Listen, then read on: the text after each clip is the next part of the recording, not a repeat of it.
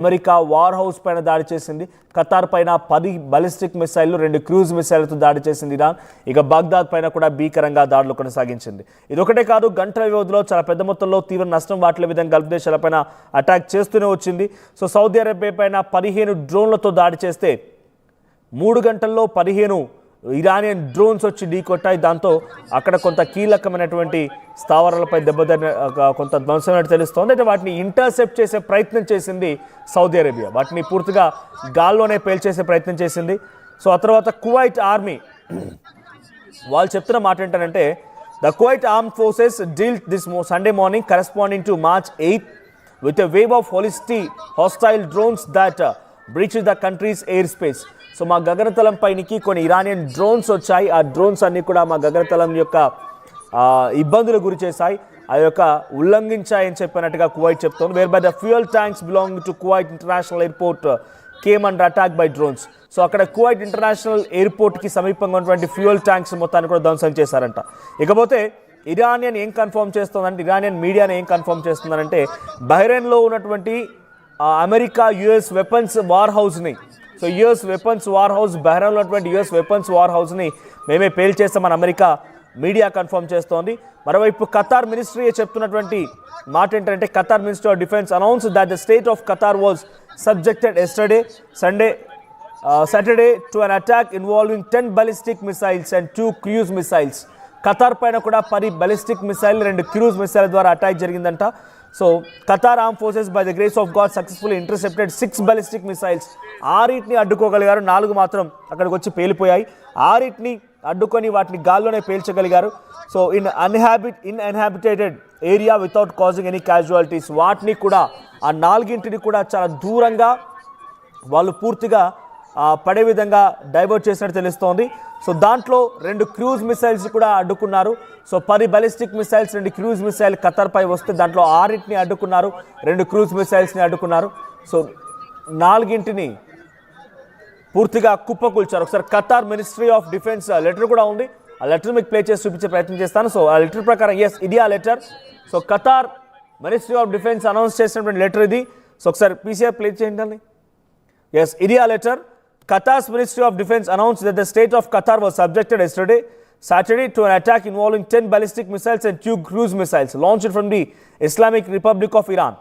So Qatar armed forces by the grace of God successfully intercepted 6 ballistic missiles while 2 ballistic missiles fell in Qatar's territorial waters and 2 ballistic missiles landed in the uninhabited అంటే 4 missiles మొత్తంగా వస్తే 2 వాటర్లో పడిపోయాయి, ఇంకో 2 చాలా దూరంగా ఎవరు లేనటువంటి ప్రాంతంలో, నిర్మానుష్యమైనటువంటి ప్రాంతంలో వాటిని ఇంటర్సెప్ట్ చేసినట్టు తెలుస్తుంది. The ministry of defence stresses the Qatar arm forces poses the full capabilities and readiness. ఒకవేళ నిజంగానే వాళ్ళు ఈ స్థాయిలో ఇంకా దాడి చేస్తామంటే మేము తిరిగి దాడి చేయడం కూడా సిద్ధంగా ఉన్నాము, మేము ఎట్టి పరిస్థితుల్లో వదిలిపెట్టమన్నట్టుగా చెప్తున్నారు. ఇక Kuwait air defences are currently confirming hostile missiles and drone attacks. The general staff of the army notes that an explosion sounds heard are the results of air defense systems intercepting the hostile attacks. So ఇటు కువైట్లో and ఖతార్లో ఈ ప్రాంతాల్లో పడేటువంటి మిసైల్స్ని, cruise మిసైల్స్ని, ballistic మిసైల్స్ని చాలా సమర్థవంతంగా అడ్డుకున్నా, వాటిని తిప్పికొట్టామని చెప్పి ఆయా దేశాలు చెప్తూ ఉన్నప్పటికీ బహ్రెయిన్ ప్రాంతం పైన, బగ్దాద్ ప్రాంతాలపైన, ఎక్కడైతే దుబాయ్ లాంటి ప్రాంతాలపైన అటాక్ జరిగిందో వాటిని మాత్రం అడ్డుకోలేకపోయారు. వాటిని పూర్తిగా అటాక్ జరగడం మూలంగా పెద్ద మొత్తంలో నష్టపోయింది ఆ ప్రాంతాలు. సో ఇంకా అటాక్స్ జరుగుతూనే ఉన్నాయి, గంటల వ్యవధిలో అటాక్స్ కొనసాగుతూనే ఉన్నాయి. So Trump on Operation Epic Fury, we're winning the war by lot, we have decimated their whole evil empire, it will continue, I'm sure for it will why but I'm very proud of the people, the parents were so proud. So ఆయన చెప్తున్నటువంటి మాటలు ఏంటంటే, operation Epic fury అంటే ఇరాన్పై దాడి చేయడాన్ని operation epic ఫ్యూరీగా నామకరణం చేశారు. So epic fury అనేటువంటి ఈ ఆపరేషన్ డెఫినెట్గా కొనసాగుతుంది. మేము ఈ వార్లో గెలుస్తూ ఉన్నాము, మాకు డెఫినెట్గా ఆ చెడు పైన మంచి గెలుస్తాను చందంగా అక్కడ చెడు ఎంపైర్ని కూల్చడానికి మేము సిద్ధంగా ఉన్నాము, ఇట్ విల్ కంటిన్యూ అని చెప్తున్నారు ఆయన. సో ఇది కంటిన్యూ అవుతోంది అని అంటున్నారు. So I'm sure for little why, కొంతవరకు ఇది కంటిన్యూ అవుతుంది ఇంకా వార్ అనేది. సో ఆ తర్వాత డెఫినెట్గా మీరందరూ ప్రౌడ్గా ఉండే విధంగా ఆ వార్లో మేము గెలవబోతున్నాం అన్నట్టుగా ట్రంప్ చెప్తున్నారు. సో యాజ్ ఆఫ్ నౌ ఇంకా ఆ స్టేట్మెంట్స్ కొనసాగుతున్నాయి. So Israel prime minister Benjamin Netanyahu చెప్తున్న ప్రకారంగా my brother and sisters, citizens of Israel, we are in faithful campaign for our very existence. A week has passed since the start of Operation Roaring Lion. So Israel చేపట్టిందేమో Operation Roaring Lion, America చేపట్టిందేమో Operation Epic Fury. So I want to salute our heroic pilots, the ground crews that are working around the clock, and our courageous fighters in Lebanon and all on fronts. So ఇక్కడ Lebanon సంబంధించినటువంటి ప్రాంతాలపైన కూడా Israel సంబంధించి సైన్యం ఉంది. So Israel సైన్యం అక్కడ కూడా పోరాడుతోంది, ఇరాన్పై పోరాడుతోంది. ఈ దేశాలపైన పోరాడడాన్ని పెద్ద మొత్తంలో నేను సంతోషాన్ని వ్యక్తం చేస్తున్నాను. అందరికీ నా ప్రగాఢమైనటువంటి సానుభూతి అని చెప్తూనే, అంటే మరణించిన వారి కుటుంబాలకు సంబంధించిన సానుభూతి అని వ్యక్తం చేస్తూనే, మనం ఈ యుద్ధంలో గెలుస్తున్నా గుర్తుపెట్టుకోండి, మీ అందరి ధైర్యమే నాకు మరింత ఉత్సాహాన్ని ఇస్తున్నట్టుగా ఇజ్రాయెల్ ప్రధాని నెతన్యాహు ఒక పోస్ట్ చేయడం చూస్తున్నాం. ఒకసారి ట్రంప్ కూడా మాట్లాడుకొచ్చారు ఆపరేషన్ ఎపిక్ ఫ్యూరీ పైన. ట్రంప్ ఏం మాట్లాడారు చూద్దాం. Winning the war by a lot. We've decimated their whole evil empire. It'll continue, I'm sure, for a little while. But very proud of the people, the parents. The parents were so proud of their boy, as they call him, my boy. In case the young lady, the parents are so proud. Many of them are military parents, as you know. So it's, but it's always a very sad thing. The war itself is going unbelievably. It's as good as it can be.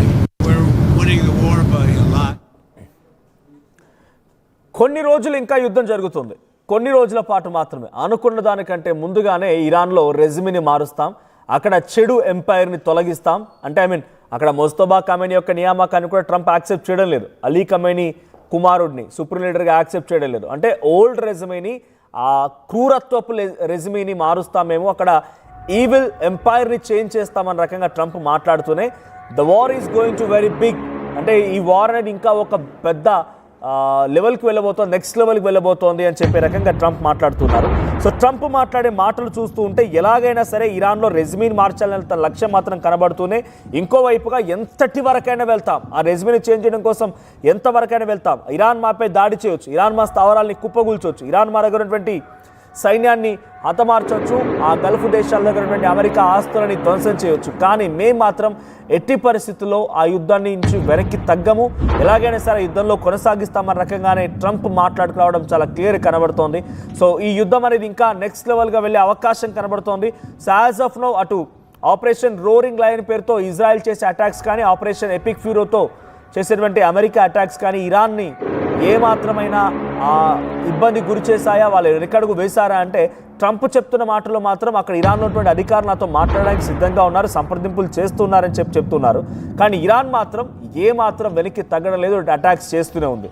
నిజంగానే ఆలోచించి మనం close చేసుకుందాం, conclude చేసుకుందాం అనేటువంటి వ్యక్తులు ఎందుకు attack చేస్తారు? మరి క్రూజ్ మిసైల్, బలిస్టిక్ మిసైల్తో ఎందుకు అటాక్ చేస్తారు?